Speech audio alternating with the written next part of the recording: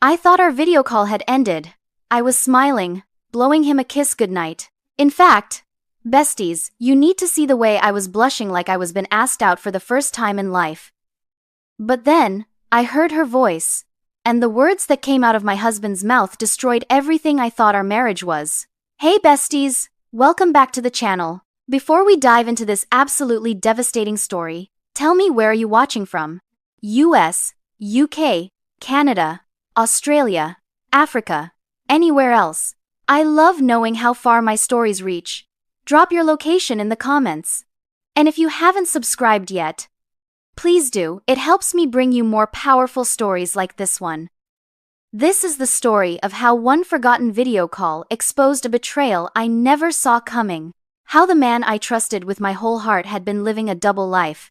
And how the worst night of my life became the moment that saved me from wasting another second on a lie. It was a Tuesday night, almost 11 o'clock. I was sitting in bed in my pajamas, my phone propped up on a pillow, talking to my husband, David, who was 3 states away on another business trip. This was our routine. Every night he was gone, we'd video call, talk about our days, say goodnight, make the distance feel a little less lonely. I miss you, I said, smiling at the screen. His face looked tired but handsome in the dim light of whatever hotel room he was in this week. I miss you too, babe, he said. Just 2 more days and I'll be home. Promise? Promise. He blew me a kiss. Get some sleep, okay? I love you. I love you too. I watched him reach toward the camera, presumably to end the call. The screen went dark for a second, that brief black moment that happens when someone's finger covers the lens. And then, nothing. The call didn't end. I stared at my screen. It was black, but the timer was still running. The call was still connected. I was about to tap the red button to hang up myself when I heard something. A door opening, the sound of David's voice, but farther away now. Sorry about that, he was saying. Had to play the devoted husband for a minute. I froze. A woman laughed. Not a laugh I recognized. Light, flirtatious, intimate. You're terrible, she said. Does she really believe you miss her? My heart stopped. Actually stopped. For one terrible moment, I forgot how to breathe. Of course she does, David said. She believes everything I tell her, always has. The blood drained from my face. My hands started shaking so badly I almost dropped the phone. This wasn't happening. This couldn't be happening. But it was. The call was still connected. He hadn't hung up. His phone was somewhere in that room, probably on a table or nightstand, and I could hear everything. You're awful, the woman said. But she was giggling. Like this was funny. Like, my pain was entertainment. I'm practical, David corrected. Why end things messily when I can do it on my terms? When I'm ready. And when will you be ready? There was a pause. The sound of movement. A bed creaking. My stomach turned. Soon, David said. I'm just waiting for the right moment. Need to make sure everything's in place first.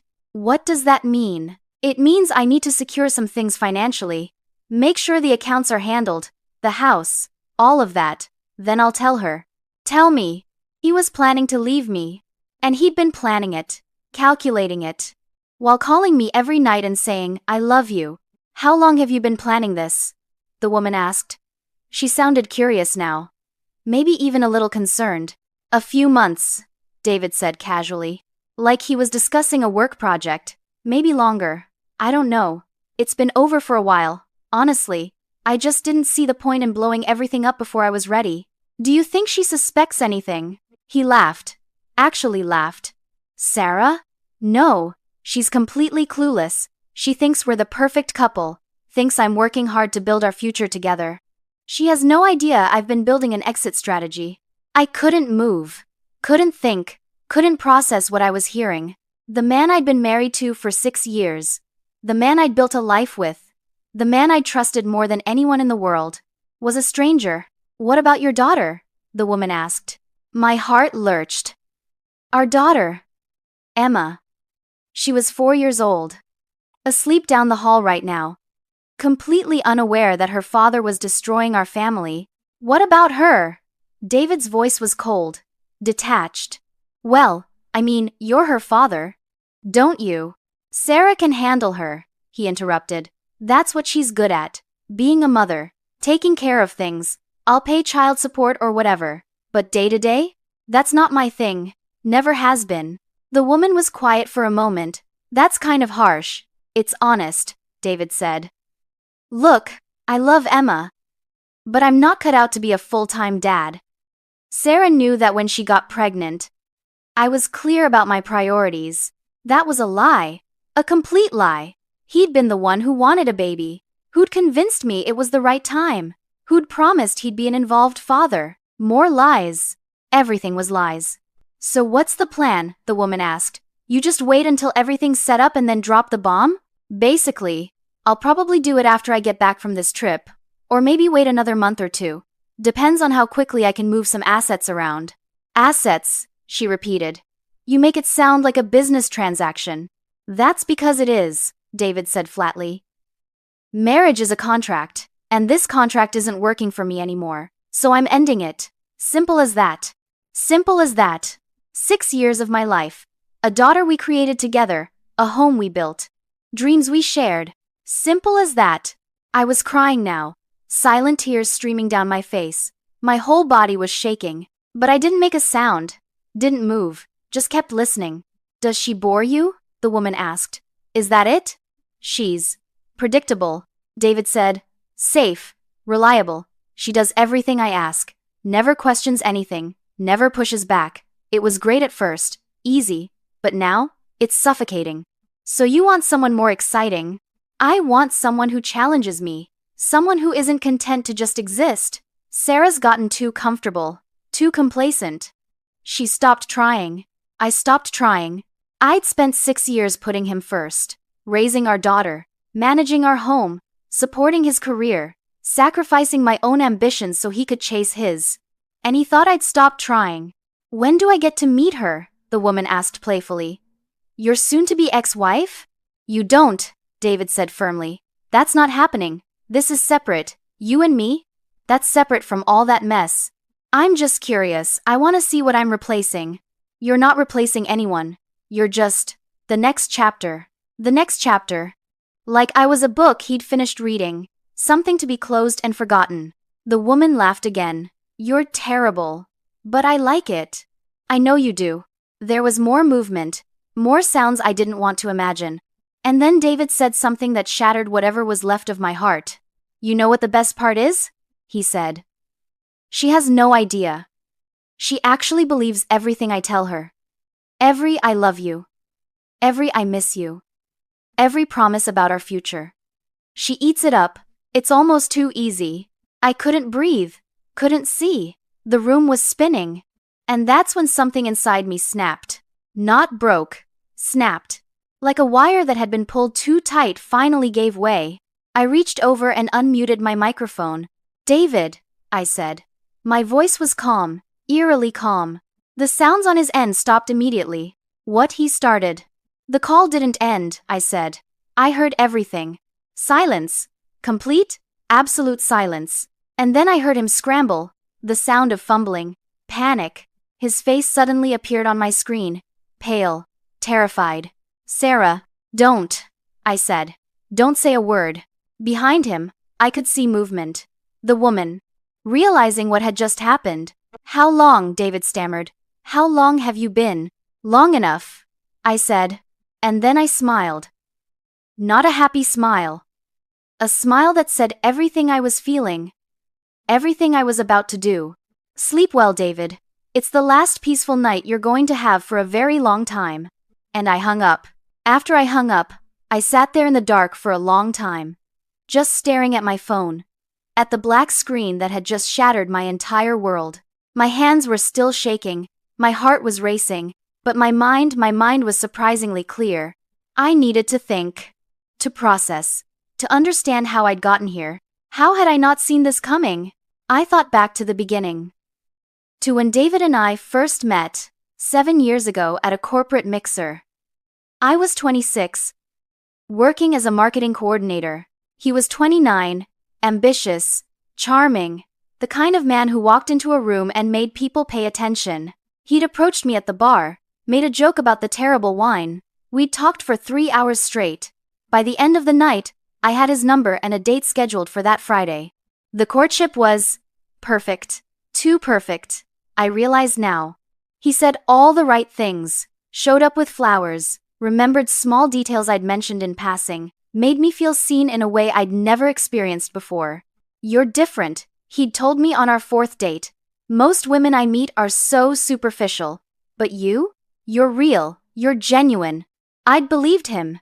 Believed I was special. That he'd chosen me because of who I was. But now, listening to his words echo in my head, she believes everything I tell her. Always has. I wondered if that's exactly why he'd chosen me. Because I was easy to manipulate. We got engaged after a year. Married 6 months later. It was a small wedding, his preference. He said he wanted something intimate, just close family and friends. I'd agreed because I wanted to make him happy. Looking back, I wondered if he just wanted to avoid the expense, the spectacle, the commitment that a big wedding represented. The first year of marriage was good. Or at least, I thought it was. We settled into a routine. I worked, he worked. We had dinner together most nights, talked about our days, made plans for the future. I want to build something with you, he'd said one night, holding my hand across the dinner table. A real life, a family, everything. And I'd believed him. When I got pregnant with Emma, David had seemed excited. He'd come to every ultrasound appointment, helped paint the nursery, held my hand during delivery. I'm going to be the best dad, he'd promised, looking down at our newborn daughter with what I thought was love. She's going to have everything I didn't. But after Emma was born, things started to shift. Subtle things at first. He started working later, taking more business trips, spending more time on his phone. I'm just trying to provide for us, he'd say when I mentioned feeling lonely. I'm doing this for our family. And I'd believed him. Because why wouldn't I? He was my husband, the father of my child, the man who'd promised to build a life with me. The video calls started about 2 years ago when his business trips became more frequent. He traveled for work at least twice a month now, sometimes more. I hate being away from you, he'd say during our nightly calls. But this is temporary.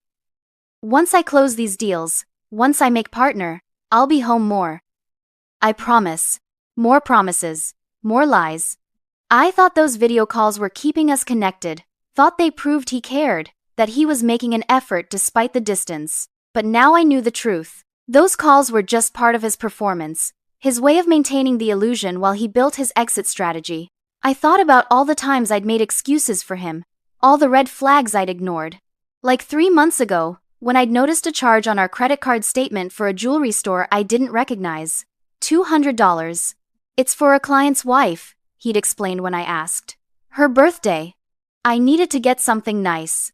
I'd believed him. Or, last month, when he'd come home from a trip smelling like unfamiliar perfume. Conference was at a hotel with a strong air freshener in the halls, he'd said with a laugh. Gave me a headache all week. I'd believed him. Or all those nights he'd called me from his hotel room, saying goodnight, telling me he loved me while she was probably right there, listening, laughing. How many times had he done that? How many I love yous had been said with her in the background? My stomach turned. I got up from the bed and walked to Emma's room. Stood in the doorway watching her sleep. She was curled up with her stuffed bunny, completely peaceful. Completely unaware that her father had just called her an inconvenience. That's not my thing. Never has been. Those words kept playing in my head. Over and over. He didn't want custody. Didn't want to be a real father. Saw our daughter as a responsibility to be offloaded. The man I'd married would never have said that. The man I'd married would have fought for his daughter. Would have wanted to be in her life every single day. But that man didn't exist. He never had. I'd been in love with an illusion. A carefully crafted performance designed to get what he wanted, financial security, social respectability, someone to manage his home life while he did whatever he wanted. She does everything I ask, never questions anything. He was right. I'd been the perfect, agreeable wife. Never pushed back. Never demanded more. Never questioned his late nights or mysterious expenses or convenient excuses. I'd made it easy for him. And he'd taken advantage of that. For years. But standing there in Emma's doorway, watching my daughter sleep, something crystallized in my mind. I wasn't that woman anymore. The woman who believed everything. Who never questioned. Who made excuses. She died the moment I heard my husband's real voice, his true feelings, his actual plans. And in her place was someone new, someone harder, someone who wasn't going to make this easy for him. David thought he could control the narrative, control the timeline, leave when he was ready, on his terms. But he'd made one critical mistake. He'd underestimated me. She's completely clueless, he'd said. Not anymore. I walked back to my bedroom and picked up my phone. Looked at the time. 11:47 p.m. My lawyer wasn't going to be available until morning, but I could start documenting everything now. I opened my laptop and started a new document, wrote down everything I'd heard. Every word, every detail, timestamps, context, everything. Then I went through our bank statements, credit card charges, looking for patterns I'd missed before. And I found them. Charges at restaurants in cities where he'd claimed to be staying in different hotels, purchases I didn't recognize, cash withdrawals that seemed excessive for business trips. The evidence had been there all along.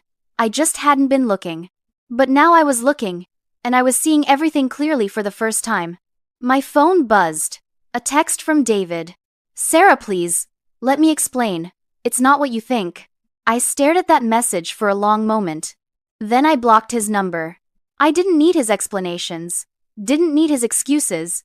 Didn't need him to tell me what I'd heard wasn't what I thought. I knew exactly what it was. And now, sitting there with my laptop open and evidence mounting, I realized something else. That accidental call that moment when his phone failed to hang up wasn't just bad luck for him. It was a gift to me. Because without it, I might have spent years more in this lie. Might have wasted more of my life on a man who saw me as convenient, manageable, disposable. But now I knew. And knowledge was power. David thought he was in control. Thought he could leave on his terms, when everything was in place. But I was going to flip the script. By the time he got home in 2 days, everything was going to be different. And he was going to realize that the predictable, safe, reliable wife he'd dismissed so easily was about to become his worst nightmare. But now, sitting there with that call still connected, I realized every "I love you" might have been a lie. I should have hung up immediately, should have ended the call, thrown my phone across the room, screamed, done something. But I didn't. I sat there frozen, listening, unable to move even though every word felt like a knife sliding between my ribs. "So what's she like in bed?" the woman asked. The casualness of the question made me want to vomit. David laughed. "We're really doing this?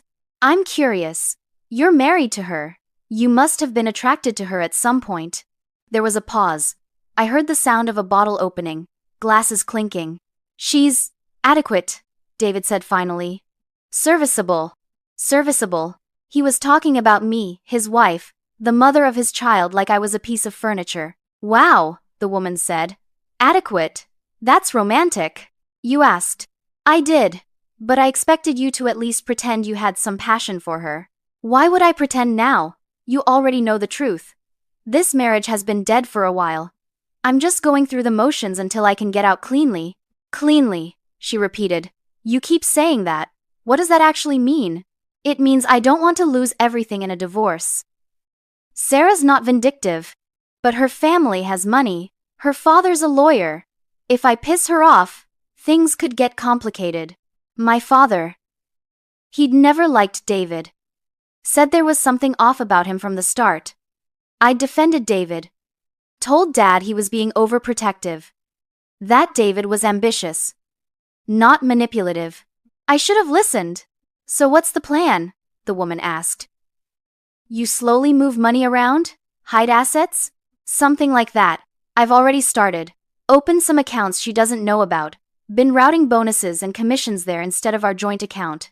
He was stealing from us. From our family. Isn't that illegal? Only if she can prove it, and she won't.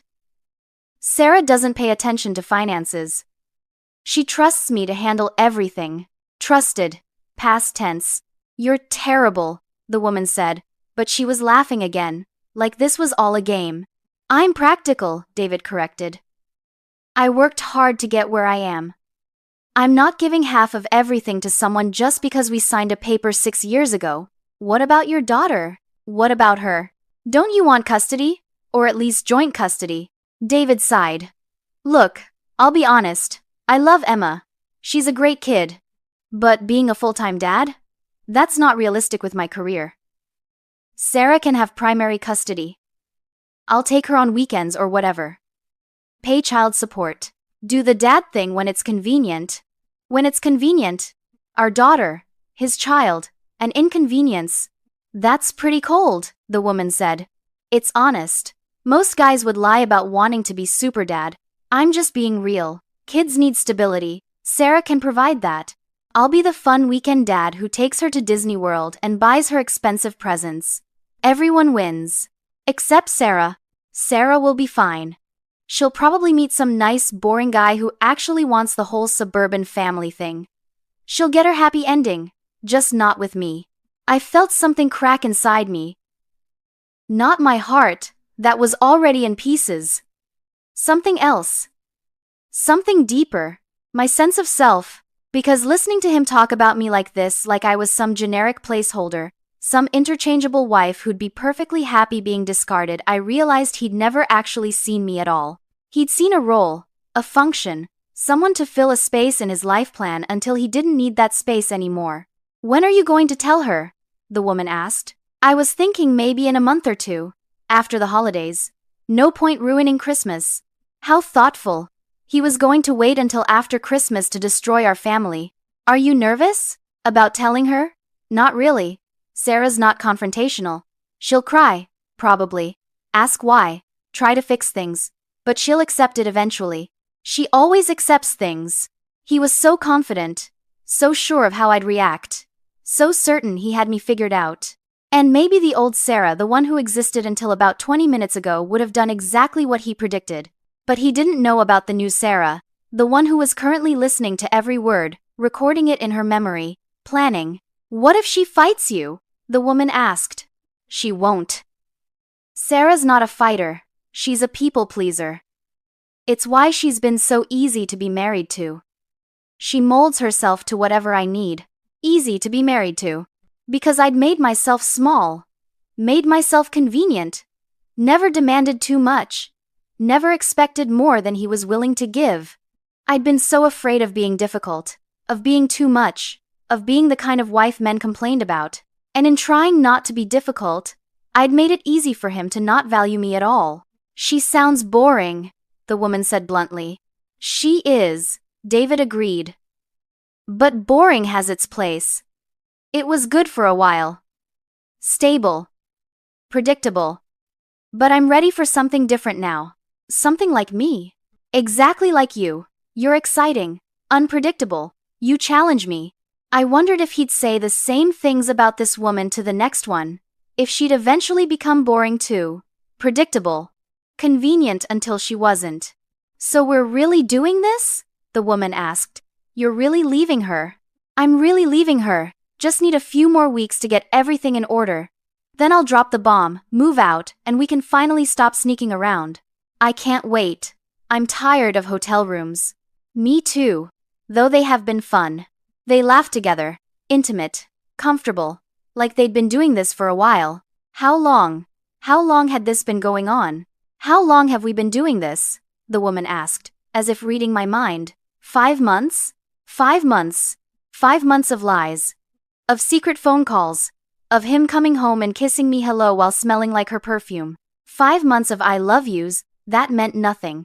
6 actually, David corrected. Remember? We met at that conference in Atlanta. You spilled coffee on my shirt. Oh, right. And you were such an ass about it. And you called me out on it. I wasn't used to that. Sarah never calls me out on anything. Because I'd been taught that good wives didn't nag, didn't criticize, didn't make their husbands feel bad. I'd been taught wrong. Well, you better get used to it, the woman said. I'm not going to be as easy as your wife. Good. I don't want easy anymore. There was more movement, more sounds. I closed my eyes, fighting the urge to throw my phone across the room. I needed to keep listening, needed to hear everything, document everything. Because David thought he was so smart, thought he had this all planned out. But he'd made one critical error. He'd underestimated the woman he'd spent 6 years molding into someone who would never fight back. The woman he thought he knew so well? She was gone. And in her place was someone who'd just been given the greatest gift he could possibly give her. The truth. Unfiltered, unvarnished, undeniable. And I was going to use that truth to burn his carefully constructed plans to the ground. Then the woman asked, "When are you finally going to leave her?" And my husband's answer made me want to scream. "I'll probably do it right after the new year," David said. His voice was matter-of-fact, clinical, like he was discussing a business merger instead of ending his marriage. "Why wait that long?" the woman asked. "Optics. If I leave right before the holidays, I look like an asshole. Sarah's family is big on Christmas. Her dad already doesn't like me. I don't need to give him more ammunition." So considerate. Thinking about how he'd look to my family while planning to destroy me. "Plus," David continued, "there's a year-end bonus coming. Should be substantial. I need to make sure that goes into my personal account before I pull the trigger." "How substantial?" "Probably 40-50,000. My breath caught. I hadn't known about any year-end bonus. He'd never mentioned it. "And she doesn't know about it?" the woman asked. "Nope." I started routing my bonuses to a separate account about a year ago. Told HR to use a different bank for direct deposit. Sarah never checks that stuff. She just assumes everything goes into our joint account like it used to. A year ago.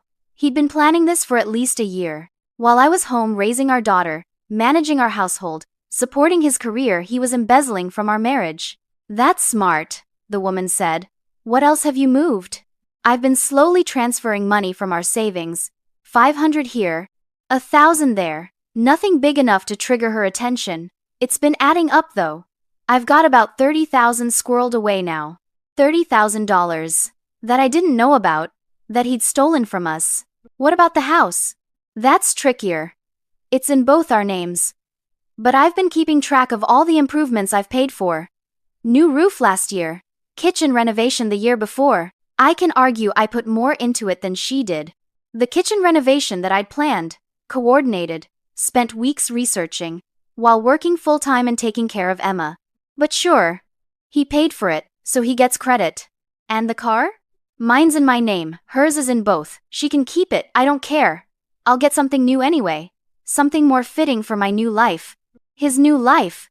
With her. With the money he'd stolen from me.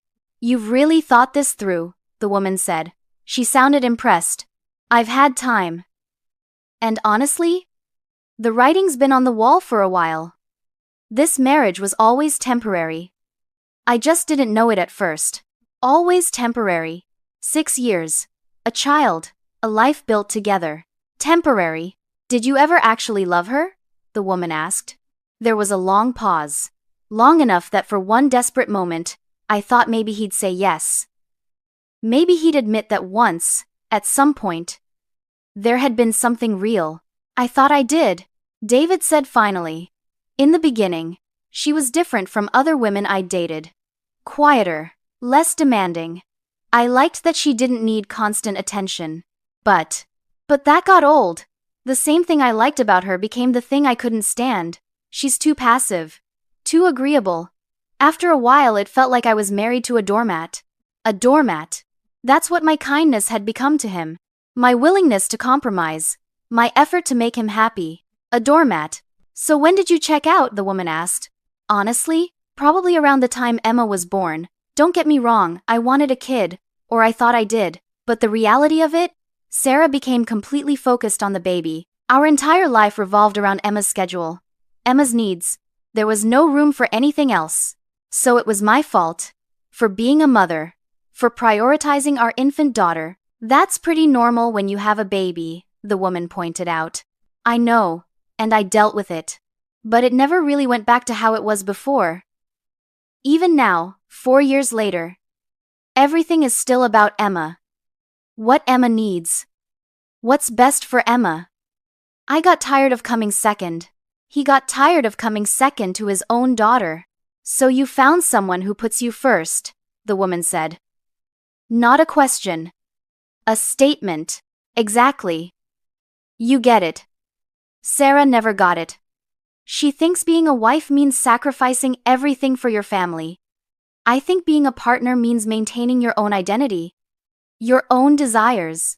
Maintaining his own identity, By having an affair, by stealing money, by planning to abandon his family. Very enlightened. When you tell her, the woman said, are you going to mention me? Hell no. That would just complicate things. I'll keep it vague. Tell her I'm unhappy. That we've grown apart. Generic stuff. She doesn't need to know about you. What if she asks if there's someone else? I'll lie. Obviously. No point giving her ammunition for a messy divorce. The goal is to make this as clean as possible. As clean as possible. While destroying my life. You make it sound so simple, the woman said. It is simple. People stay in bad marriages because they're afraid of change. Afraid of being alone. Afraid of what people will think. I'm not afraid of any of that. I know what I want. And it's not this life anymore. And what about Emma? How are you going to explain it to her? Another long pause. I'll tell her mommy and daddy still love her, but we can't live together anymore. Standard divorced parents script. Kids are resilient. She'll adjust. Kids are resilient. As if that made it okay to blow up her world. She's 4, the woman said. She's going to have questions. Sarah can handle those. That's what she's good at. Emotional stuff. I'll be the fun dad who shows up on weekends. Takes her fun places. Buys her things. She'll probably like me better that way anyway. He had it all figured out. Every angle covered. Every excuse prepared. Or so he thought. You're sure about this? The woman asked. No cold feet? No second thoughts? None, David said firmly. This has been a long time coming. I'm ready to start over. Build something real with someone who actually excites me. Something real, she repeated. As opposed to what you had with Sarah? What I had with Sarah was convenience. It served its purpose. But I'm done settling. Settling. That's what our marriage had been to him. Settling. Well, the woman said, I hope I live up to the hype. You already do. You're everything she's not. And what's that? Interesting. Spontaneous. Exciting. You make me feel alive again. Sarah made me feel dead. Trapped. Like I was slowly suffocating. I'd made him feel dead. While I was loving him. Supporting him. Building a life with him. I'd killed him with my devotion. I can't wait for us to be public, the woman said. I'm tired of being a secret. Soon. Just a few more weeks. Then I'll be free and we can do whatever we want. Free. That's what leaving me meant to him. Freedom. I felt something shift inside me. The last remnants of hope, of denial, of wishful thinking, all of it died. And in its place grew something cold, something hard, something that would have scared the old Sarah. But the old Sarah was gone, buried under the weight of everything I just heard. The woman who believed in love and loyalty and happily ever after? She died tonight too. And what remained was someone who understood exactly what needed to happen next. David thought he had everything planned, thought he was so smart, thought I'd never see him coming. But he didn't realize one critical thing. I'd already seen him. I'd heard everything. I knew his entire strategy. And I was going to make sure that when he tried to execute his carefully crafted plan, it would blow up in his face so spectacularly, he'd wish he'd stayed in this dead marriage. But what he said next was worse than anything I could have imagined. Can I ask you something? The woman said. Her voice had shifted. Less playful now. More curious. Sure. Why did you marry her? If you never really loved her the way she loved you, why go through with it? There was a pause. The longest one yet. And in that silence, I held my breath, wondering if maybe, just maybe, he'd say something redeeming. Something that proved there had been genuine feeling at some point. Honestly, David said finally, it made sense at the time. Made sense how? Sarah came from a good family. Her father's a successful lawyer.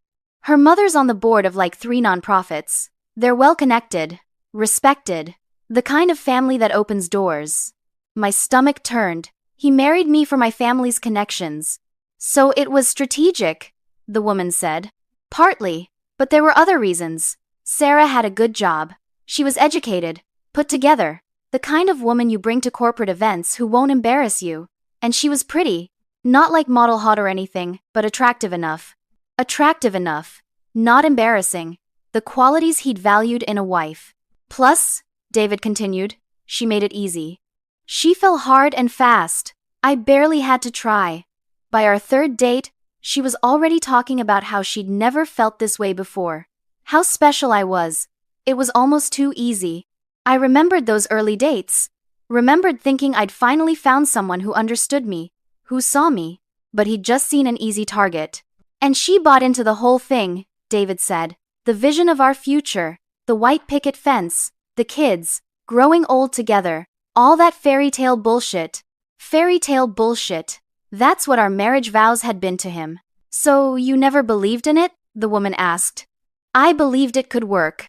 I thought maybe I'd grow into loving her, that the partnership would be enough, and for a while, it was.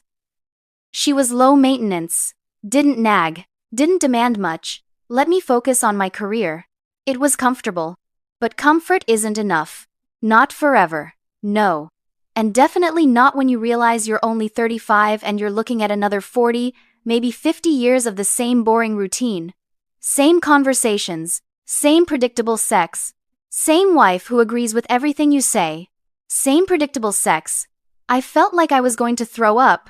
Did you ever try to make it work? The woman asked. Like really try? Counseling or something? David laughed.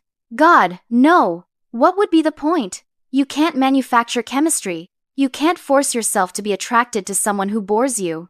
And Sarah would have just agreed to counseling anyway. Agreed to work on it. Agreed to change. She'd have done whatever I asked. That's the problem. The problem was that I loved him too much, that I would have done anything to save our marriage. That's what made me unworthy of keeping. So when did you decide you were done? The woman pressed. There wasn't one moment. It was gradual. But I guess if I had to point to something. Remember when I told you about my father? The one who died when you were a kid?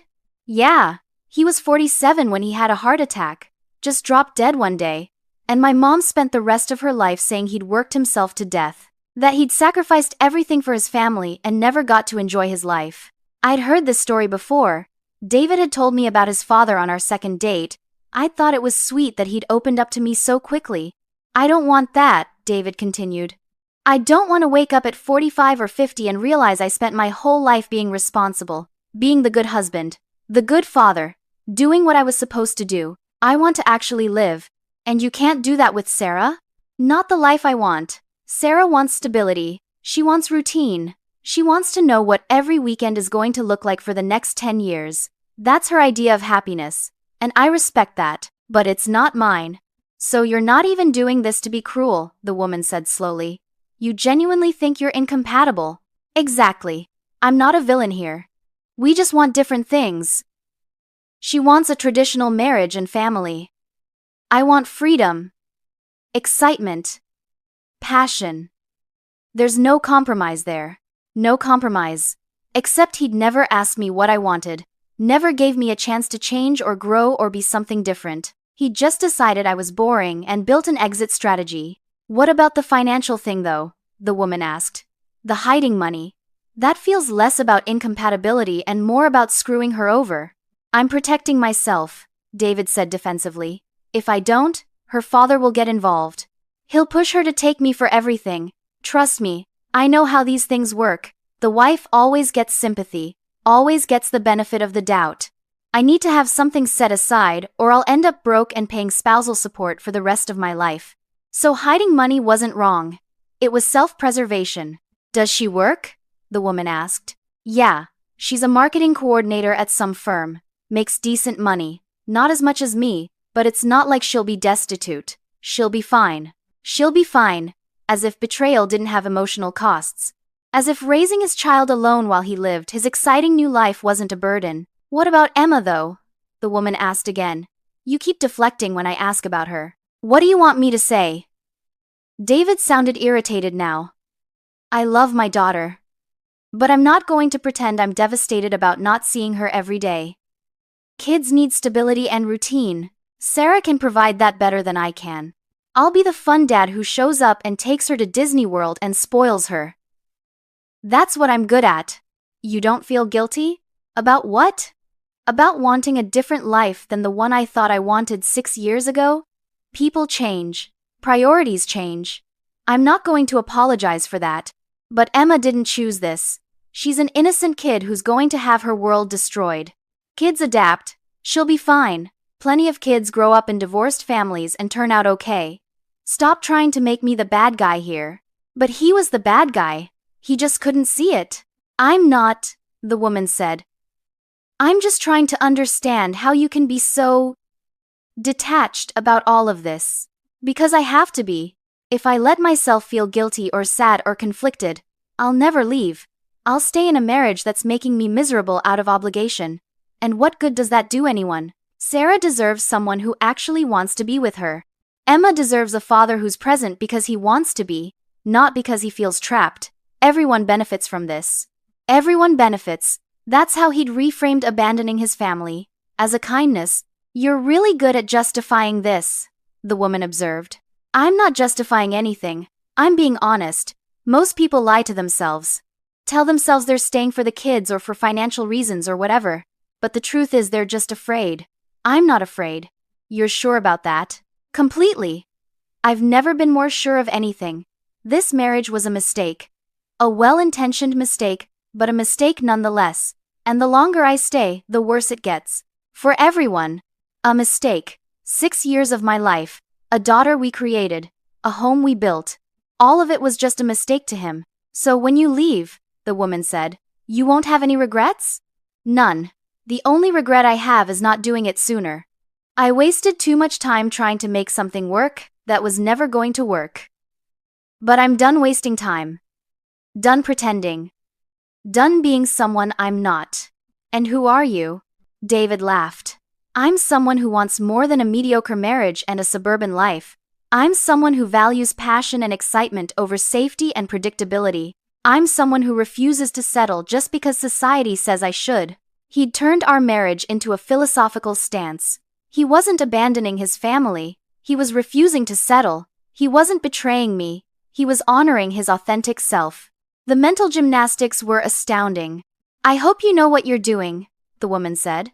I do. Trust me. This time next year, I'll be happier than I've been in years. And Sarah will have moved on with someone who actually appreciates her for who she is.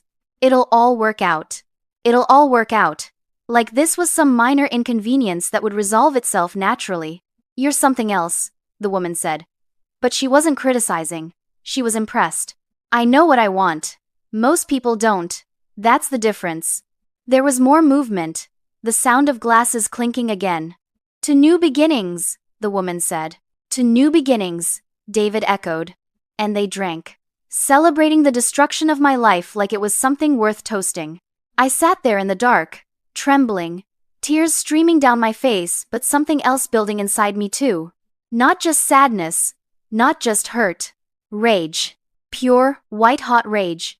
Because he'd taken everything I'd given him, my love, my trust, my loyalty, and turned it into reasons I wasn't worth keeping. I'd been too agreeable, too supportive, too devoted. And instead of valuing those things, he'd seen them as weaknesses. As evidence that I wasn't exciting enough to keep around. Well, if he wanted exciting, he was about to get it. Because the boring, predictable, agreeable wife he'd taken for granted, she was done playing by his rules. And he said something about our daughter that made my blood run cold. So, what's the actual custody arrangement going to look like? The woman asked. Have you thought about that? Not really. Sarah can have her most of the time. I'll take Emma every other weekend or something. Whatever the standard divorce dad arrangement is.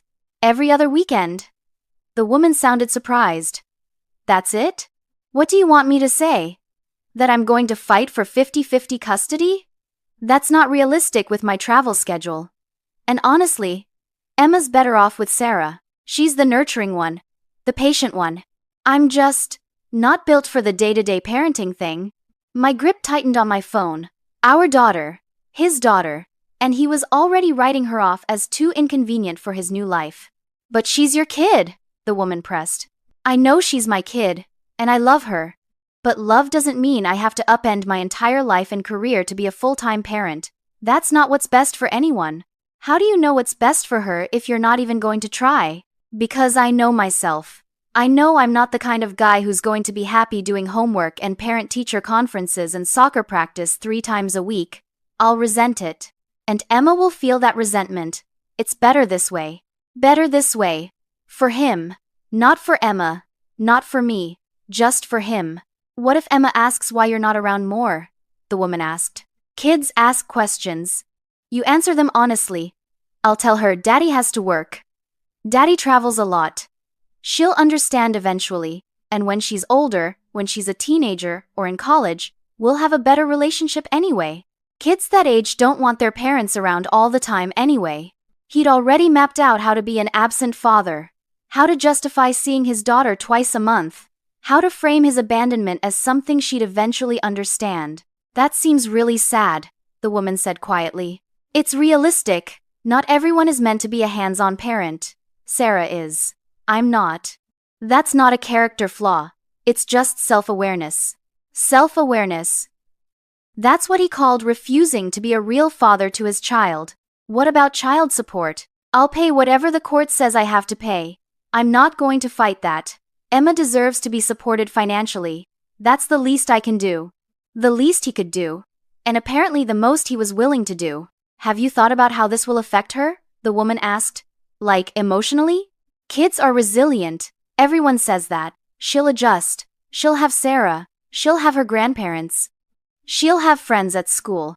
She won't even remember what it was like when her parents were together. She's only 4. Only 4. As if being young made the trauma less significant. I don't know, the woman said. I remember my parents' divorce. I was 6. It messed me up for years. But you're fine now, right? I guess. But I spent a lot of time in therapy. And I definitely have trust issues. See? You turned out okay. Emma will too. And she'll probably have a better relationship with both of us separately than she would if Sarah and I stayed together and were miserable. At least this way, she won't grow up watching her parents fake it. Except we weren't faking it. I wasn't, anyway. I'd been genuinely happy. Genuinely in love. Genuinely committed to building a life together. He was the only one who'd been faking. I still think you're being pretty cavalier about this, the woman said. I'm being realistic. Look, I get that you want me to have this big emotional crisis about leaving my daughter. But the truth is, I've already processed it. I've thought about it, and I've made peace with it. Emma will be fine. Better than fine. She'll have a mother who's devoted to her and a father who shows up when he can and loves her when he's there. That's more than a lot of kids have. That's more than a lot of kids have. The bare minimum framed as generosity. What if she resents you later? The woman asked. When she's older and realizes you chose not to be around. Then I'll deal with that then. But I can't make decisions based on what Emma might feel in 10 or 15 years.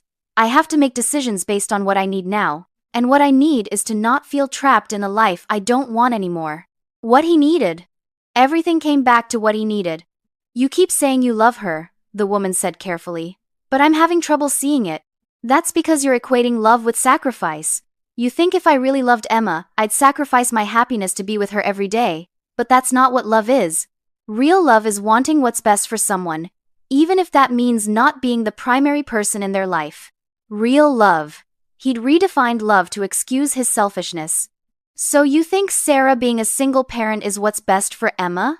I think Emma having a parent who's fully present and engaged is better than having 2 parents where one of them is just going through the motions. And that's what I'd be doing. Going through the motions. Pretending to be happy. Pretending to want to be there. Emma deserves better than that. Emma deserved better than him. That was the only true thing he'd said. I guess I just don't understand how you can walk away from your kids so easily, the woman said. I'm not walking away. I'm adjusting my role. There's a difference. I'll still be her father. I'll still love her. I'll still be involved. Just not in the way Sarah wants me to be. Not in the way society says I should be. Society.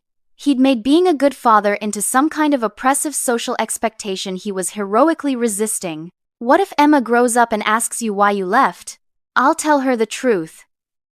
That mommy and daddy had different ideas about what they wanted their lives to look like. That sometimes adults have to make hard choices. That it wasn't about her. She'll understand. It wasn't about her. Except it was. Every choice he was making affected her. Shaped her. Would define her relationship with him for the rest of her life. But he couldn't see that. Or didn't want to. You've really thought this through, the woman said. I have. And I know how it sounds. I know I probably sound like a selfish asshole, but at least I'm being honest. At least I'm not pretending to be someone I'm not. Emma will always know exactly where she stands with me. No false promises. No disappointments. Just the truth. The truth. That her father valued his freedom more than her. That she was an obligation he was eager to minimize. What a gift. I hope you're right, the woman said. I really do. I am, trust me. This time next year, Emma will be fine. Sarah will be fine. And I'll finally be living the life I actually want. Everyone wins. Everyone wins. Except his daughter, who'd lose her father. And me, who'd lose my partner and have to raise our child alone while he played weekend dad with the woman he'd been cheating with. But sure, everyone wins. Can we stop talking about this? David asked. It's depressing. I came here to forget about all that for a while. Fine. What do you want to talk about? I don't want to talk at all. More sounds. Movement. The conversation shifted to something I didn't want to hear. But I kept listening anyway. Because I needed to hear all of it. Every terrible, heartbreaking, infuriating word. Because this was evidence. This was proof. And when the time came when David tried to execute his carefully planned exit strategy, I'd have all of this. Every word. Every confession. Every casual dismissal of our daughter's well-being. He thought he was so smart. Thought he'd covered all his bases. But he'd forgotten one thing. Technology can betray you. A call that doesn't end properly. A phone that stays connected. One technical glitch had exposed his entire plan. And I was going to make sure he paid for every single lie he'd told. Every promise he'd broken. Every time he'd looked me in the eye and said, I love you while planning to leave. David wanted his freedom. He was going to get it. But it wasn't going to look anything like what he'd imagined. I finally found my voice. And I did something he never expected. I sat there for another 5 minutes, listening to sounds I didn't want to hear. To laughter that made my skin crawl. To the intimacy between them that should have been ours. And then something inside me snapped into place. A decision. Clear and cold and certain. I was done being silent. Done being the agreeable wife who never caused problems. Done letting him control the narrative. I reached over and tapped the unmute button on my phone. David, I said. My voice was steady, calm, almost eerily so. The sounds on his end stopped immediately. Completely. For a long moment. There was nothing but silence. Heavy, suffocating. What? David started. The call didn't end, I said. When you reached toward the screen, you didn't actually hang up. The call's been connected this entire time. More silence. Then I heard scrambling. Panic. Sarah, his voice was different now, higher, strained. I heard everything, I continued. Every word, every plan, every lie, every single thing you said about me, about Emma, about our marriage, everything. His face suddenly appeared on my screen, pale, eyes wide, terrified. How long? He stammered.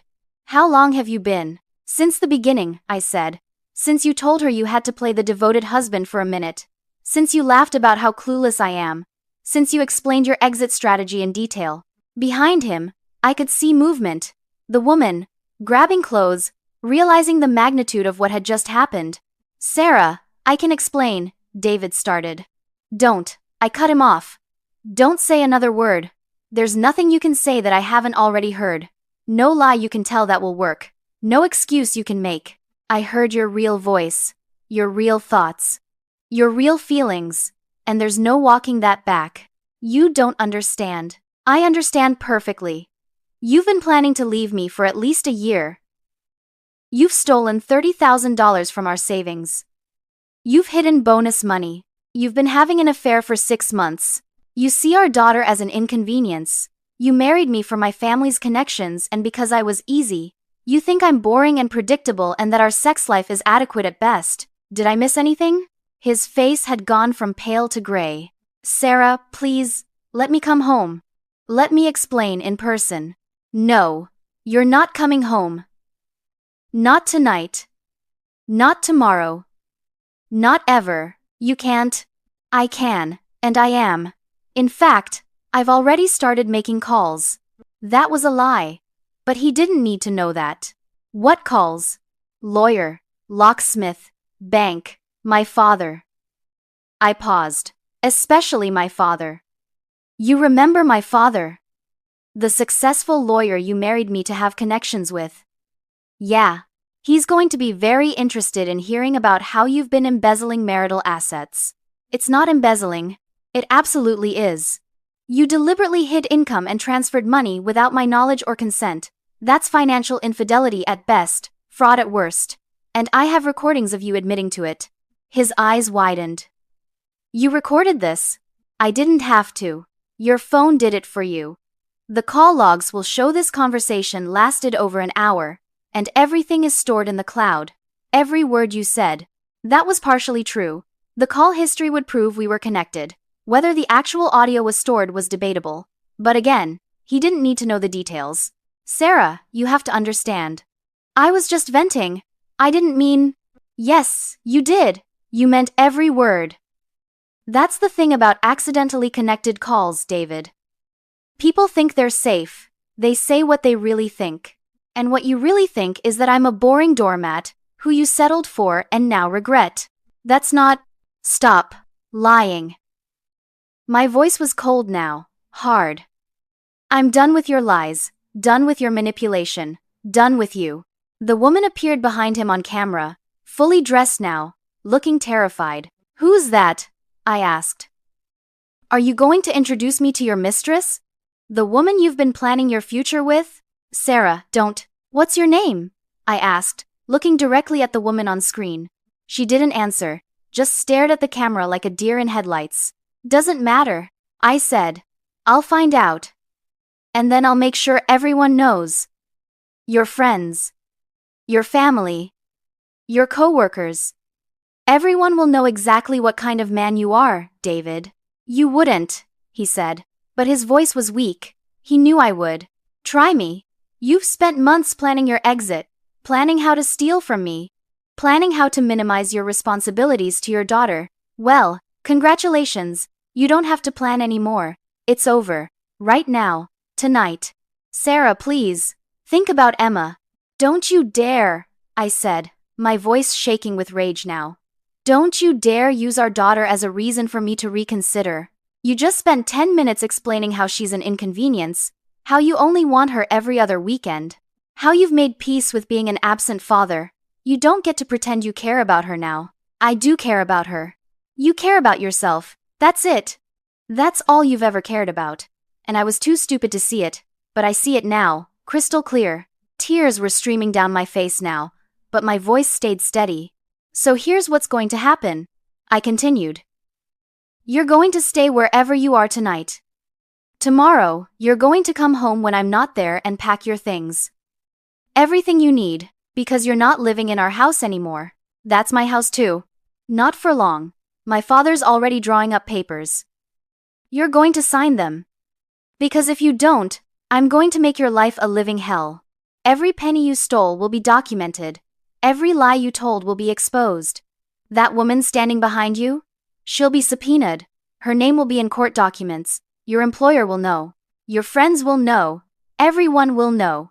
You're being emotional. I'm being smart. For the first time in our marriage, I'm actually being smart instead of trusting. You said I was predictable, that I never push back? Congratulations. You're about to see what happens when I do. David opened his mouth, closed it, opened it again. I never meant to hurt you, he finally said. And I laughed. Actually laughed. You planned to steal from me, abandon your daughter, and destroy our family on your own timeline without giving me any say in it. But you never meant to hurt me? Are you listening to yourself? I just wanted. I know what you wanted. I heard it all. You wanted freedom, excitement, a life without the boring, predictable wife you settled for. Well, you've got it, starting right now. Sarah, we're done, David. This marriage is over. And unlike you, I'm not going to drag it out for months while I prepare. I'm ending it tonight. Right now. On my terms. You'll regret this. The only thing I regret is not seeing who you really were sooner. But better late than never. Think about what you're doing. I am thinking. For the first time in 6 years, I'm actually thinking instead of just going along with whatever you want, and what I think is that you're a liar, a cheat, a terrible husband, and an even worse father. And I'm done wasting my life on you. I could see the panic in his eyes now. Real panic. because this wasn't going according to his plan. He wasn't in control anymore. "I'll fight you," he said. "On everything. The house, custody, all of it. Please do.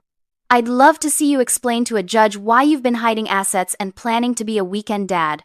I'm sure that'll go great for you." His jaw clenched. "You're making a mistake." "No," I said. "Marrying you was the mistake. This is me fixing it."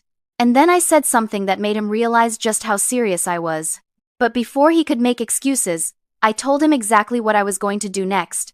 "Here's what's going to happen," I said, my voice cold and deliberate. "And you're going to listen very carefully, David. Because I'm only saying this once." He stared at the screen, his face a mixture of fear and anger. The woman had disappeared from view. Smart. She knew she didn't want to be part of what came next. "First," I continued, "you're not coming home tonight, or tomorrow night, or any night. You're going to find a hotel, or maybe you can stay with her." I gestured vaguely toward wherever the woman had gone. "I don't care. But you're not sleeping in my house ever again. Sarah, be reasonable." "I am being reasonable." "Reasonable would be calling your boss right now and telling him exactly why you're about to go through a very public, very messy divorce. Reasonable would be posting screenshots of this conversation on social media so everyone can see what kind of man you really are. I'm not doing that. Yet. But I will if you push me." His mouth snapped shut. "Second," I went on, "tomorrow afternoon, and I do mean afternoon, not morning. Because I'll be gone, you're going to come to the house and pack your things. You get 2 hours. Whatever you can fit in your car in 2 hours is what you get. Everything else stays. That's my stuff. That's our stuff. Bought with our money. From our marriage. You want to argue about community property? We can let lawyers sort that out. But for now, 2 hours. That's it. This is insane." "Third," I continued as if he hadn't spoken, "you're going to sign whatever documents my lawyer sends you. The separation agreement, the property division, the custody arrangement, all of it. And you're going to do it quickly and quietly. Like hell I am. Or," I said, my voice dropping even lower, "I release this recording. The full hour. Unedited. To your boss, your colleagues, your mother, everyone in your contact list. And I make sure they all know exactly what you think of your wife and daughter. How you embezzled money. How you planned your exit for months. How you only married me for my family's connections." The color drained from his face again. "You wouldn't. Try me. You said I was predictable. That I never push back. That I'm boring and safe. Well? Surprise. The boring wife you took for granted is done playing nice. Sarah, think about what this will do to Emma." "Don't," I snapped. "Don't you dare use her as a shield now. Emma will be fine. Because unlike you, I actually care about her well-being more than my own convenience. She'll have a mother who loves her and puts her first. That's more than she'll get from you. I love my daughter. You love the idea of being a father when it's easy, when it's fun, when it doesn't interfere with your life. That's not love. That's vanity." He looked like I'd slapped him. "You don't know what you're talking about." "I know exactly what I'm talking about. I've spent the last hour listening to you describe in detail how being a real father is too inconvenient for your lifestyle. How you've already made peace with seeing Emma every other weekend. How you think kids are resilient so it's fine to abandon them. I know exactly what kind of father you are." Silence. Heavy and suffocating. "Fourth," I said, getting back to my list, "you're going to tell everyone that this divorce was mutual, that we grew apart, that there's no one else involved. You're going to let me control the narrative." "Why would I do that?" "Because if you don't, I'll tell them the truth. And the truth is so much worse than we grew apart. The truth involves theft, adultery, and child abandonment. Your choice which story gets told." I could see him calculating, trying to figure out if I was bluffing. I wasn't. "And fifth," I said, "you're going to agree to give me primary custody of Emma. I'll be generous, you can have her every other weekend like you wanted. You can be the fun dad who takes her to Disney World and buys her expensive presents. But I get final say on schools, medical decisions, everything important. Because unlike you, I actually give a damn about raising her properly. A court would never. A court would love to hear the recording of you saying you're not built for day-to-day parenting, that you've made peace with being a weekend dad. That Emma's better off with me because you're just not cut out for it. Want to test that theory? He didn't answer. I didn't think so, I said. You're being vindictive. I'm being protective. Of myself. Of Emma. Of the life you were planning to destroy on your own timeline. The only difference is I'm not waiting months while I hide money and plan my exit. I'm doing it now. Tonight. Decisively. This is over. This conversation is over. This marriage is over. Everything is over. The only question now is whether you want to do this the easy way or the hard way. David stared at me through the screen, and I saw the moment he realized he'd lost. That the wife who never pushed back, who always agreed, who made everything easy, she was gone. And in her place was someone who wouldn't hesitate to burn his life down if he didn't cooperate. Fine, he said finally. His voice was flat, defeated. I'll do what you want. Smart choice. I'll have my lawyer send over the documents tomorrow. You'll have them signed and returned within 48 hours. And if I don't? Then I make that recording public, and we both know you can't afford that. Not with your career, not with your reputation, not with your new girlfriend watching. I paused. She is still there, right? Listening to all this? I saw movement in the background, so she was still there. Tell her I said congratulations. I continued. She's getting exactly what she wanted. A man who's willing to abandon his family for her. Who's willing to lie and cheat and steal. Who prioritizes his own happiness over everyone else's. I'm sure that'll work out great for her. Don't. Oh, and one more thing, I said, cutting him off. The $30,000 you stole? I want it back. Every penny. Transferred back into our joint account within 1 week. Or that becomes part of the court filing too. That's my money. That's marital money that you embezzled. Give it back or explain to a judge why you shouldn't be held in contempt. His jaw was clenched so tight I could see the muscles jumping. Anything else? He asked, his voice dripping with sarcasm. Just one thing. Don't ever call me predictable again. Because the wife you thought you knew? She never existed. I was just playing a role. Being what you wanted me to be. But that's over now. And I think you're about to learn that the real me is someone you really don't want as an enemy. I didn't wait for him to respond. Just ended the call. Watched his face disappear from my screen. And then I sat there in the silence, my hands shaking, my heart racing, but my mind clearer than it had been in years. I'd done it. I'd actually done it. I'd stood up to him, taken control, refused to be the victim in his carefully planned exit strategy. And it felt good. Terrifying. But good. My phone buzzed almost immediately. A text from David. Sarah, please, can we talk about this rationally? I blocked his number. Another buzz. From a number I didn't recognize. This is David. Using a different phone. Please answer. I blocked that too. He could try every number in the world. I wasn't talking to him. Not tonight. Not until he signed those papers. Instead, I did something I should have done months ago when I first started suspecting something was wrong. I called my father. He answered on the second ring, his voice groggy with sleep. Sarah?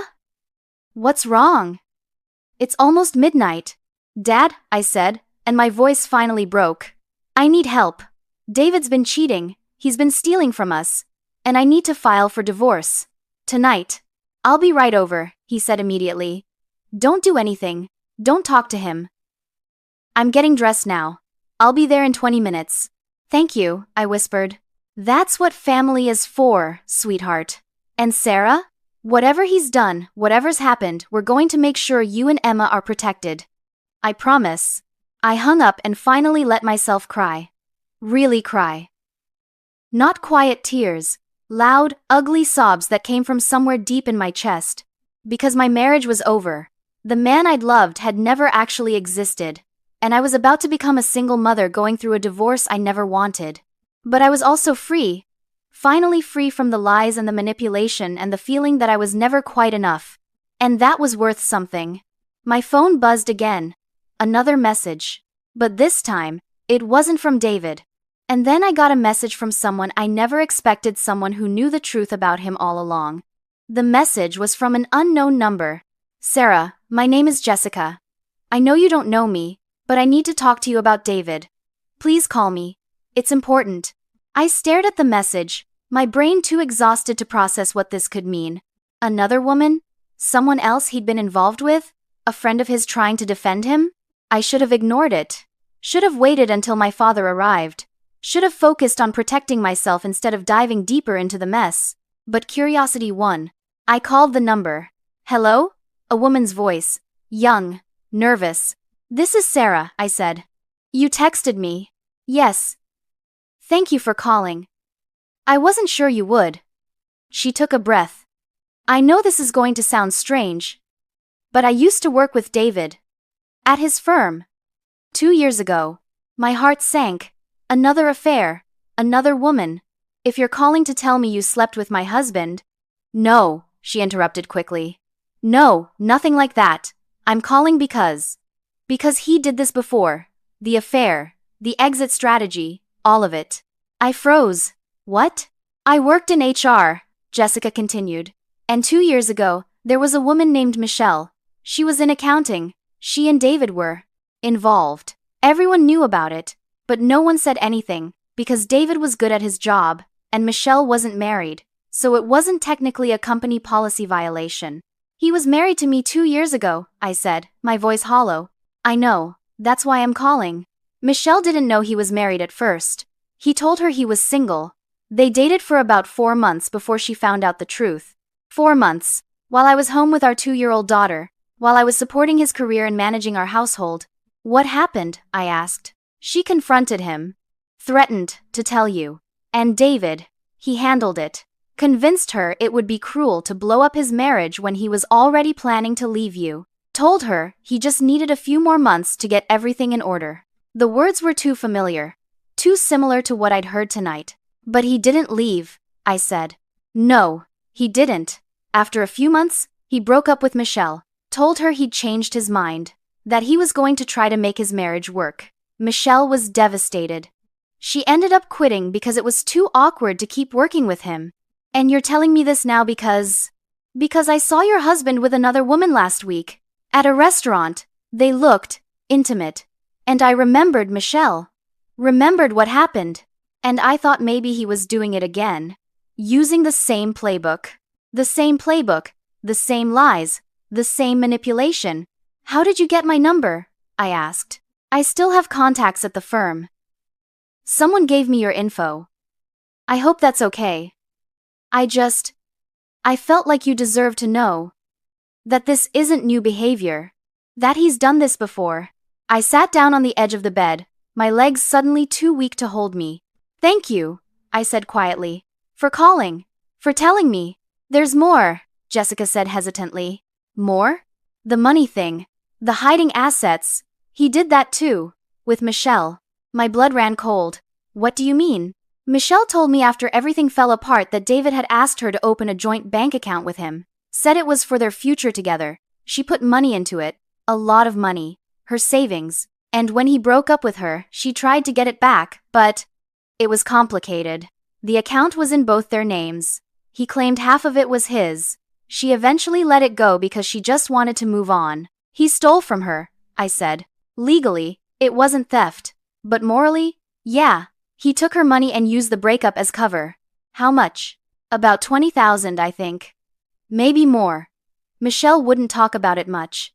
She was too embarrassed. 20,000. Almost the same amount he'd stolen from our marriage. Is there anyone else I should know about? I asked. Any other women? Any other victims? I don't know for sure. But based on the pattern. Sarah, I think this is what he does. He gets bored. He starts an affair. He makes promises. He plans his exit. And then either he changes his mind and goes back to his wife, or he actually follows through. But either way, someone always gets hurt. Why didn't you tell me before? I asked. Not accusing, just asking. I didn't know how to reach you. And honestly, I wasn't sure if you'd believe me. David's very good at seeming like the perfect husband, the perfect employee, the perfect guy. It's only when you see behind the mask that you realize what he really is. I thought about the man I'd been married to. The man who called me every night from business trips, who brought flowers home, who seemed devoted. All of it was a performance. Can I ask you something? Jessica said. Sure. Are you okay? I know that's a stupid question, but are you going to be okay? I will be, I said. And I meant it. I'm divorcing him. Tonight. My father's on his way over. We're filing papers in the morning. Good. You deserve better than him. You deserve someone who actually sees you as a person, not as a convenient placeholder. We talked for a few more minutes. She gave me Michelle's contact information in case I wanted to talk to her, offered to testify if I needed a witness for anything in the divorce proceedings. When I hung up, I felt something shift inside me again. This wasn't just about tonight, about the affair I'd discovered accidentally, about the exit strategy I'd overheard. This was about a pattern. A man who used women, who lied to them, who manipulated them into trusting him and then discarded them when they were no longer useful. Michelle had been his victim 2 years ago. The woman he was with tonight would probably be his victim eventually, and I'd almost been his victim tonight if that call had ended when it was supposed to. But it hadn't. And now I knew the truth. Not just about this affair. About who David fundamentally was. A predator. A manipulator. A man who saw relationships as transactions and people as assets to be managed. And I was done being managed. My father arrived 20 minutes later. He took one look at my face and pulled me into a hug. "Tell me everything," he said. So I did. Every word, every detail, every horrible thing I'd heard. And when I finished, my father's expression was colder than I'd ever seen it. "He's done," Dad said simply. "We're going to destroy him legally. By the time we're finished, he'll wish he'd been faithful." "I don't want revenge," I said. "I just want to be free." "You'll get both," Dad promised. "Trust me." And for the first time in hours, I felt like maybe everything really would be okay. They sent me photos and messages that proved he'd been planning this betrayal for far longer than I thought. 3 days later, I was in my father's office going over divorce documents when my phone rang. Unknown number. Again. I almost didn't answer, but something made me pick up. "Hello? Is this Sarah?" A woman's voice. The one from the call. "Yes," I said carefully. "This is. I'm the woman who was with your husband. That night, when you heard everything." I should have hung up, should have told her to contact my lawyer, should have protected myself. But curiosity won again. "What do you want?" "I need to talk to you. In person. Please. I know I'm probably the last person you want to see. But there are things you need to know, things about David that I didn't realize until after you confronted him." "What things?" "I can't say over the phone. Please, just meet me. Anywhere you want. Anywhere public. I just need 30 minutes. Against my better judgment, and against my father's advice, when I told him I agreed to meet her at a coffee shop near my house. She was already there when I arrived. Sitting in a corner booth, looking nervous and exhausted. She was pretty, younger than me, maybe 28 or 29. Dark hair. Professional clothes. The kind of woman David would be attracted to. "Thank you for coming," she said as I slid into the booth across from her. "I have 20 minutes, I said coldly. "Talk." She took a breath. "First, I need to apologize. I know that doesn't mean anything. I know sorry isn't enough. But I need you to know that I didn't know not at first that he was married." "He told you he was single?" "He told me he was divorced. That it had been finalized 6 months ago. That he had a daughter he saw on weekends. Everything he said made sense. He seemed genuine." "When did you find out the truth?" 2 months ago. I saw his Facebook. He'd been careful to keep me away from his social media, but I found it anyway. And there you were. Wedding photos. Family photos. All dated recently. He wasn't divorced. He was actively married. And you stayed with him anyway." She looked down. "I confronted him. And he cried. Actually cried. Told me he was so sorry. That he'd lied. Because he was embarrassed about still being married. When he knew it was over. That he'd been planning to tell me but was waiting for the right time. That he loved me. And you believed him." I wanted to believe him. He was so convincing. He said he was about to file for divorce. That he'd been preparing everything. That he just needed a few more weeks to get his affairs in order and then he'd tell you and we could be public. The same story. The same lies. "So you waited." I waited, and he kept making excuses. Work was too busy. The timing wasn't right. He needed to make sure his finances were protected. Always something. But he'd be so apologetic, so loving. He'd make me feel like I was the most important person in his life. Until I heard everything. She nodded, tears streaming down her face now. I heard what he said about you. About his daughter. About me. And I realized. I wasn't special. I wasn't different. I was just convenient. Welcome to the club. After you hung up, after you confronted him, he tried to convince me it wasn't what it sounded like, that he'd been exaggerating, that he'd said those things to sound tough, but I knew he'd meant every word. So why are you here? She pulled out her phone, opened her photos, slid it across the table. Because after that night, I started digging, really digging, into his past, his history, and I found these. I looked at the screen, text messages, emails, photos, from other women. There are at least 3 others, she said. That I could find. Women he was involved with over the past 5 years. Some were while you were dating. Some were after you got married. Some overlapped with each other. My stomach turned. How did you get these? He left his email logged in on my laptop once. I saved the password. After that night, I went through everything. Years of messages. Years of lies. To me. To you. To all of them. Does he know you have these? No. And I'll send them all to you. Everything I found. Because Sarah, you need to know what kind of man you married. And you need to have evidence when you go to court. She spent the next 20 minutes showing me everything she'd found. Messages to a woman named Amy 3 years ago. Messages to someone named Kate 4 years ago. Messages to at least 2 women I didn't recognize from the past year alone. Some were just flirtatious. Others were explicitly sexual.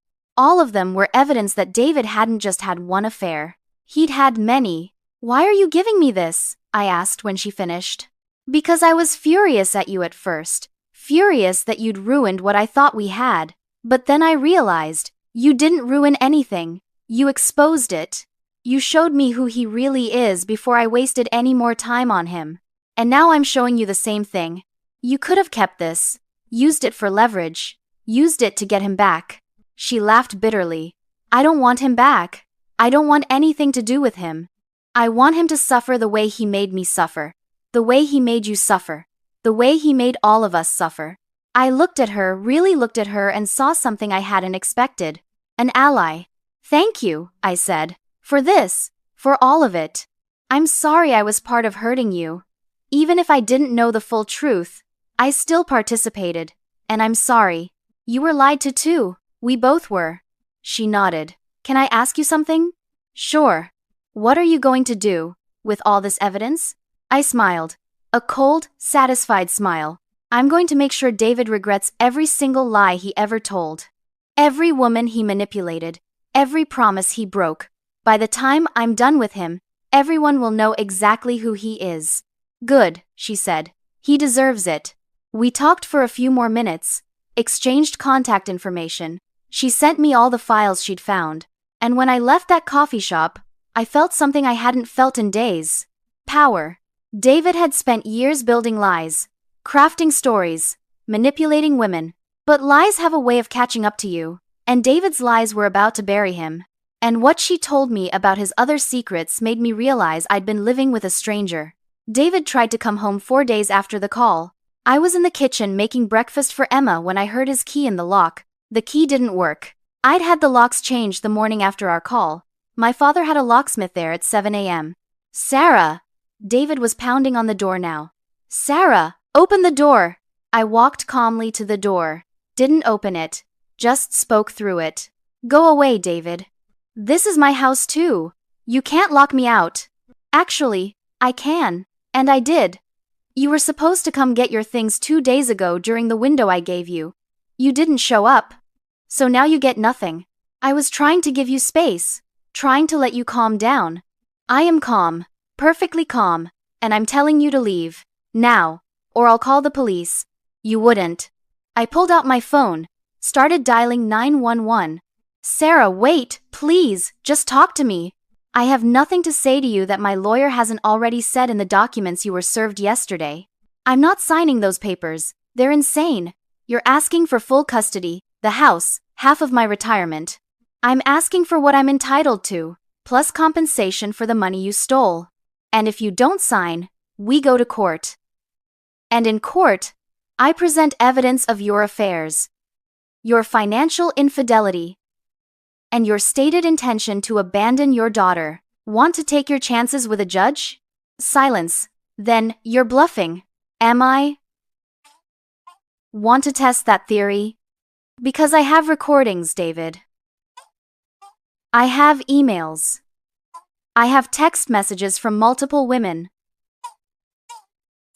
I have bank statements showing the transfers you made. I have everything. And I'm prepared to use all of it. More silence.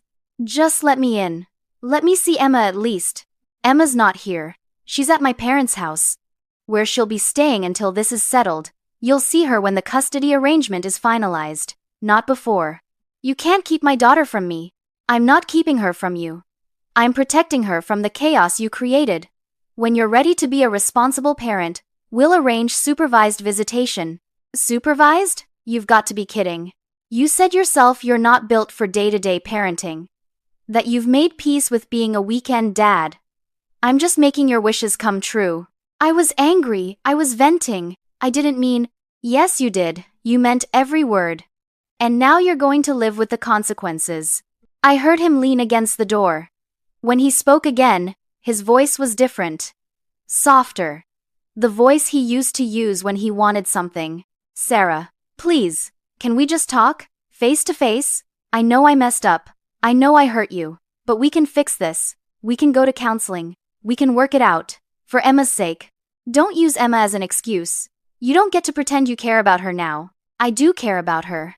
You called her an inconvenience. You said you'd made peace with not being a full-time father. You prioritized your freedom and your affair over your own daughter. Those aren't the words of someone who cares. I was scared. I was overwhelmed. I said things I didn't mean. Or, you said things you did mean but never expected me to hear. Either way, we're done. Sign the papers. Move on with your life. Let me move on with mine. I'm not giving up on us. There is no us. There hasn't been for a long time. You made sure of that. Sarah. Go away, David. And don't come back. If you try this again, I'm filing for a restraining order. Goodbye. I walked away from the door. Back to the kitchen where I'd left Emma's breakfast. David kept pounding, kept pleading, kept trying different tactics: anger, sadness, guilt, manipulation. I ignored all of it. Finally, after about 10 minutes, he left. I watched from the window as he got into his car, sat there for a moment, then drove away. And I felt relief. Pure, uncomplicated relief. For the first time in 6 years, I didn't have to wonder what he was thinking, what he was feeling, whether he still loved me. Because I knew the truth, and the truth had set me free. My phone buzzed, a text from my lawyer. David's attorney called. They want to negotiate. I think we've got him. I smiled. We did have him. Cornered, exposed, with no way out that didn't involve losing almost everything. He'd spent months planning his exit strategy, calculating every angle, preparing for every contingency. Except one. He never prepared for me to fight back. But he tried one last manipulation that almost worked, until I remembered what I'd heard him say on that call. The divorce was finalized 3 months later.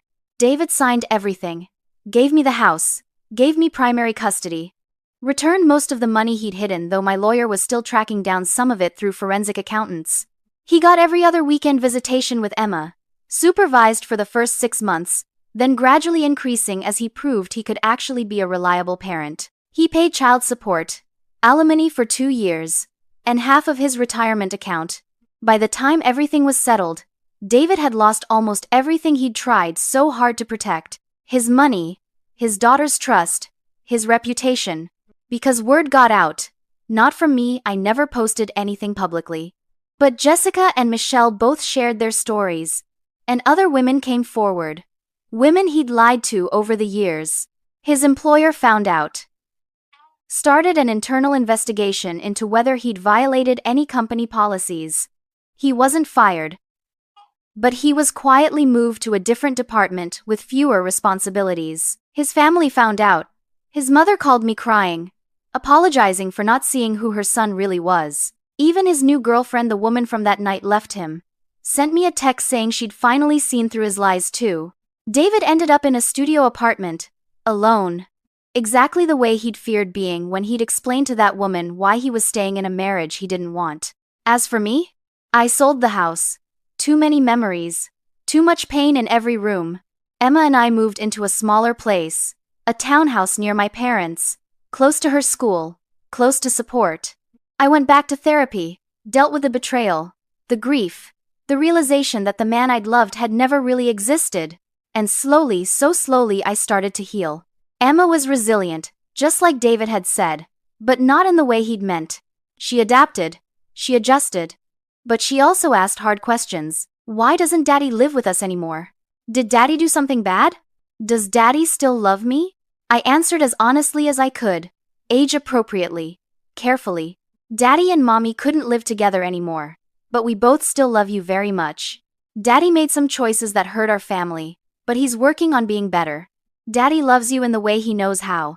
And that's okay. We just love you more. She cried sometimes. Acted out sometimes. Had moments where she missed her father and didn't understand why everything had changed. But she was strong. Stronger than David gave her credit for. And she had me. Fully present. Fully committed. Fully capable of being the parent she needed. 6 months after the divorce, I ran into David at Emma's school play. He looked smaller, older, tired. We didn't speak, just nodded awkwardly, sat on opposite sides of the auditorium. Watched our daughter play a flower in the garden scene. After the play, when parents were taking photos, Emma ran to me first. Mommy, did you see me? Did I do good? You were perfect, baby. Absolutely perfect. Then she saw David. Hesitated. Ran to him too. Daddy, you came. Of course I came, sweetheart. I wouldn't miss it. He hugged her.